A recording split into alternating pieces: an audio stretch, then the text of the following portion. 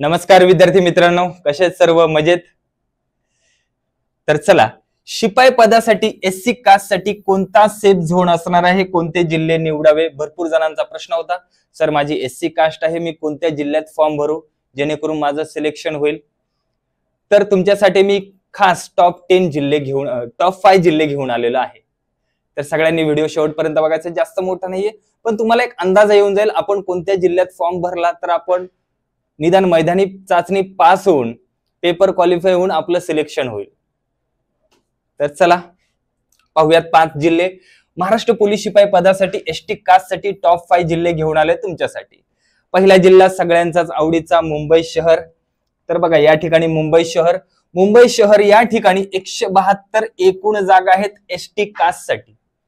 आता 172 मध्ये कोण कोण येणार? सर्वसाधारण मुले, मुली, प्रकल्पग्रस्त, भूकंपग्रस्त, माजी सैनिक, त्यानंतर पोलीस पाल्य, होमगार्ड, हे सर्व मिळून 172 आहेत.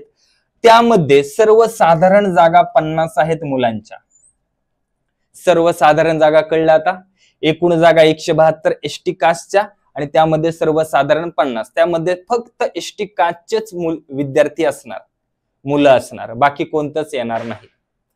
त्यानंतर दुसरा जिल्हा असणार आहे मीरा भाईंदर. त्यामध्ये 132 जागा आहेत आणि सर्वसाधारण 37 जागा आहेत एसटी कास्टच्या.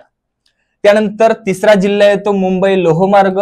एकूण जागा 70 आहेत आणि सर्वसाधारण जागा 19 आहेत एसटी कास्टच्या. चौथा जिल्हा असणार आहे पुणे शहर. बघा आतापर्यंत आपण पुणे शहर वरती बघत होतो, टॉप 2 होता, आता इथं टॉप 4 ला आलाय. प्रत्येक कॅटेगरीनुसार कमी जास्त जागा आहेत. तुम्हाला मी सुरुवातीला 10 जिल्हे सांगितले होते ओव्हरऑल मध्ये, त्यावेळेस पुणे शहर हा टॉप 2 होता, पण एसटी कॅटेगरीसाठी टॉप 4 ला आहे. का टॉप 4 ला आहे? कारण त्यामध्ये एकूण जागा 48च आहेत आणि सर्वसाधारण जागा 17च आहेत. त्यामुळे 4 नंबरला असणार आहे एसटी कास्ट साठी. त्याचबरोबर ठाणे शहर 5व्या नंबरला.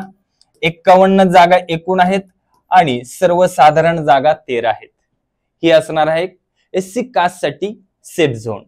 तर ह्या 5 जिल्ह्यापैकी तुम्ही विचार करायचा आहे आणि घाई न करता नीट विचार करून फॉर्म भरायचा आहे.